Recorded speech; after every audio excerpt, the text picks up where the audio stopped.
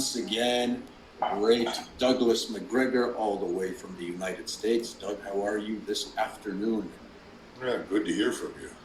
Perfect, perfect. I know you're on a tight schedule today, so we'll try and get as much as we can in terms of discussing the relevant issues pertaining to Ukraine. So I want to start off today with a piece that David Ignatius over at the Washington Post has written. And this is an article about apparently a 10-hour long and, as he says, intense meeting spread over 2 days, May 10th and 11th in Vienna, between U.S. National Security Advisor Jake Sullivan and China's foreign affairs official Wang Yi, who, as Ignatius said, that these talks actually seem to be creating a framework for constructive engagement. And I just want to give another quote from Ignatius.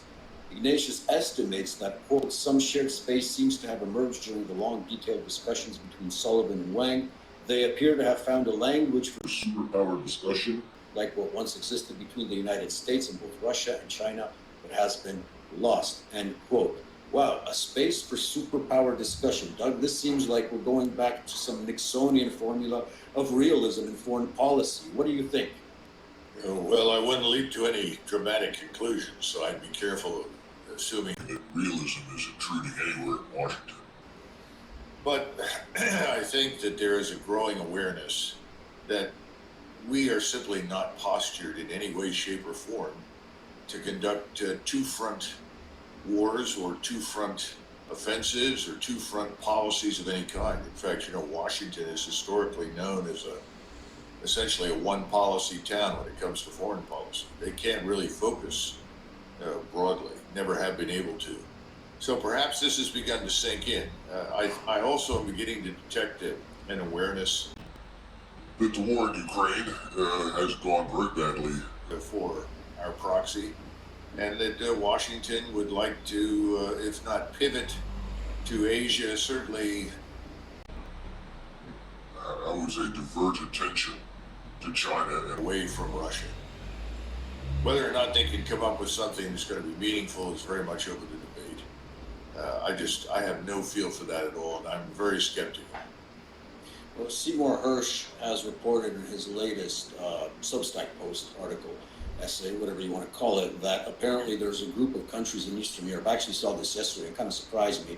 That Poland apparently is leading the charge in pressuring Zelensky to wrap the war up, so to say, even, as Hersh says, at the cost of stepping down as president of Ukraine, which seems to me a little bit surprising, because unless Warsaw is playing a game of 3D chess here, that being the loudest spokesperson of the Kiev regime in Eastern Europe, all of a sudden they're turning around and saying, nope, you got to go and we've got to end this war. So my feel is, if this is true, this is probably happening under the influence of, a Chinese intervention, and that Chinese envoy that was sent to Europe will be in Warsaw this week, I think tomorrow actually, speaking with our authorities.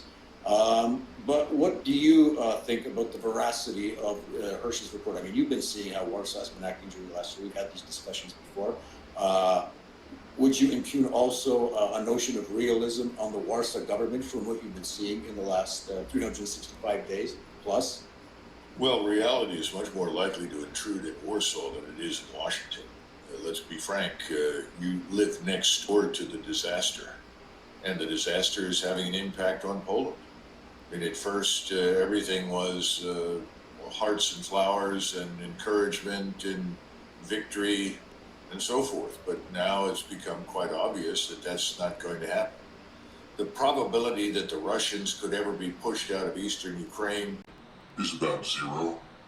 The probability that the Ukrainians will or may have already expended their last reserves of material and soldiers is high, with the result that very, very shortly there won't be much that the Ukrainians can do about whatever the Russians undertake. And I think the Russians will begin to move. I think they will move deliberately and cautiously, maximizing the use of their standoff strike systems, and also obviously taking full advantage of their dominance overhead with intelligence, surveillance, and reconnaissance. So I wouldn't expect a sudden blitzkrieg per se. But clearly Odessa and Kharkov are going to fall under Russian control and authority again. That's inevitable. So the question is, what can you get if you negotiate at this point? I think Zelensky knows the opportunity to negotiate and get anything of value for Ukraine is probably past. Washington is obviously beginning to have second thoughts about its interests in the region. I think NATO's in a lot of trouble. I've thought this for a long time. Behind the scenes, things are terrible. So none of what Tsai says surprises me. The only thing that I find a little surprising is that Tsai's notion that Zelensky could be asked to step down and would do so willingly. I don't know where Zelensky goes. He'll have to talk to the oligarchs that put him into power and his sponsors in Washington, New York City, and elsewhere, and see what he can do. But it's too soon for him to throw in the towel, and he's being told that. You know, just a few weeks ago, he was told literally, Either you counterattack or arrange surrender talks. Now that came out of the White House. It's quite a leak. So that we have had some attacks, but nothing significant, nothing on a scale that would make any difference. Doug, before we get into the minutiae of the situation on the ground and who might strike first and how, but are you getting the sense that due to the deteriorating situation for the Ukrainians, the narrative of supposed success on the part of the Ukrainian armed forces is getting dumber and dumber? I mean, when I heard for the first time that apparently a Patriot shot down a Russian hypersonic missile, I just laughed basically. Then we heard that it was 30 missiles fired in 2 minutes. That's a pretty quick burn rate. So I'm getting the feeling that the more ridiculous the narrative, the more tragic and horrible the situation for the Ukrainians on the ground and for Zelensky in Kiev. Would you agree?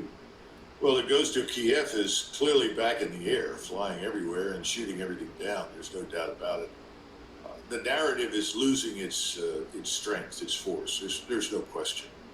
You know, I get things all the time from Germany, Austria, France, Great Britain.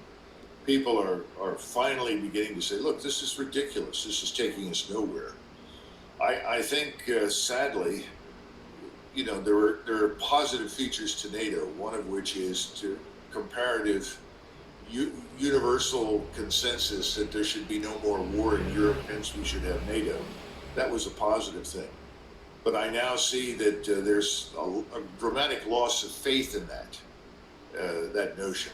So I think we're on the threshold of a new world. Frankly. And remember that next June, or actually, what am I saying, next June, next month, we have the St. Petersburg Forum. And 81 nations are going to join the BRICS. Brazil, Russia, India, China, South Africa. They're all going to join and begin seriously examining the alternative to the dollar-dominated financial system, which looks like some sort of currency or basket of currencies, all of which are backed by gold. Now, this de-dollarization is very serious. And the United States government knows it, but no one in Washington will mention it. So there are really two things happening right now. You have a financial war between the United States, its allies, and Russia, China, and the other 81, 82, 83 countries out there who want to de-dollarize. Then you also have the war on the ground in Ukraine. We appear to be losing both. And that's beginning to sink in. But again, the American people, and you know this from your experience here, very few Americans pay very much attention to anything beyond their borders. That's the bad news. And the bad news, in addition to that, is that as a result, they tend to abdicate responsibility for the conduct of their affairs to a small minority of people in Washington who've been able to get away literally with murder. Well, I think that's going to continue until we have a real serious crisis that no one can avoid talking about. I think that's going to have a lot to do with the banking system, our financial system, the international financial system. Those things are closing in on us. As far as the military is concerned, there's a sudden awakening that we can't recruit.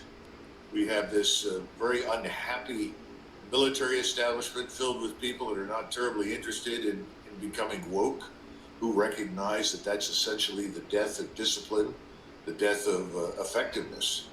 All of these things seem to be coming together in sort of a Perfect storm. if you will. And all of that is going to undermine what we've been undertaking in Ukraine. And I think to some extent, President Putin and his advisors know this. And I think that's why they've tread cautiously. Because if I look back on the last year plus, if there's one thing we can say about the Russian approach to this whole business, it's extreme caution. There has been a desire to avoid giving us an excuse to intervene militarily.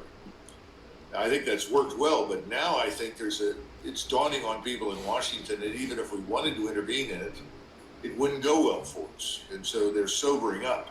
And again, that explains this new focus on China. Let's start talking about China. Let's talk less about Ukraine. And in the meantime, what do we do about the debt? What do we do about financing? And the 120% debt to GDP ratio. Those things are beginning to take precedence. So it looks like Putin's caution has paid off in that regard. But as far as Warsaw is concerned, if I lived on the border right now with Ukraine and Russia, I would be keenly interested in arranging negotiations as soon as possible. Because the alternative, and let's be frank about this is very important for people to understand.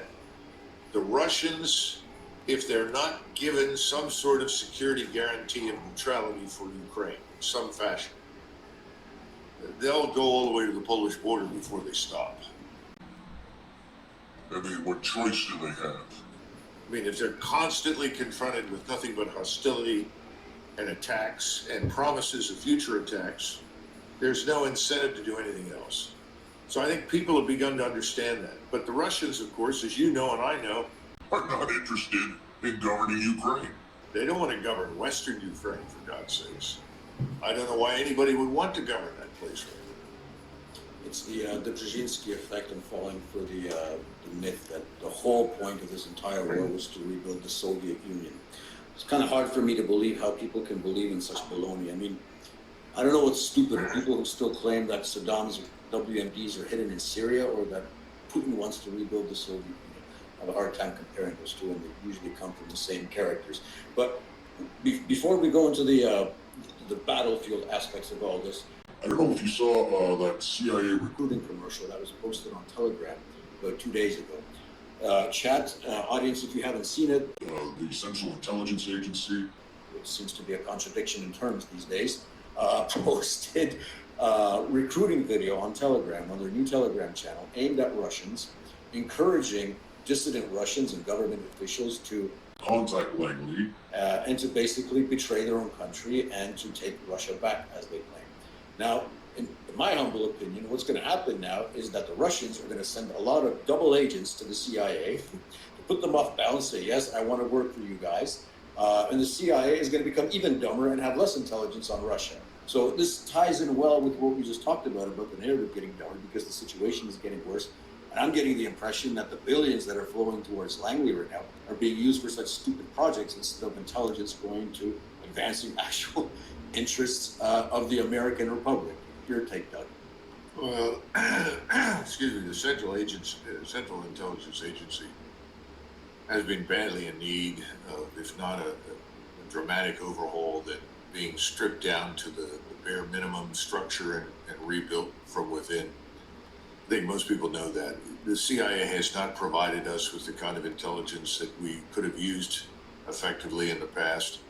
And that's not to say that there aren't good people in the organization who do. The problem is that even when you have someone there who does good work, getting the good work to the people that need it is not very likely to happen. So I'm not surprised by any of it, although I must say that I thought this CIA approach, compared with so many others that I've seen in the past, was pretty good. It was clever. It raised the right questions. I can't imagine any Russian in his right mind buying into it, so I agree with you. If anybody shows up, they're probably sent in there with a mission. Here's the bad news for us. we've already got them anyway. Most of them, though, are Chinese. And the thing at the end of the day is that I don't know how any of these double agents work very effectively, simply because we are so irrational. Our approach to everything is so incoherent, so impulsive. They must all throw up their arms in disgust because What do you report back? Right. I recall somebody saying, during World War II, one of the Germans wrote in a memorandum, we've looked at U.S. military doctrine, we don't see much point in examining it because there's no evidence that anybody follows it.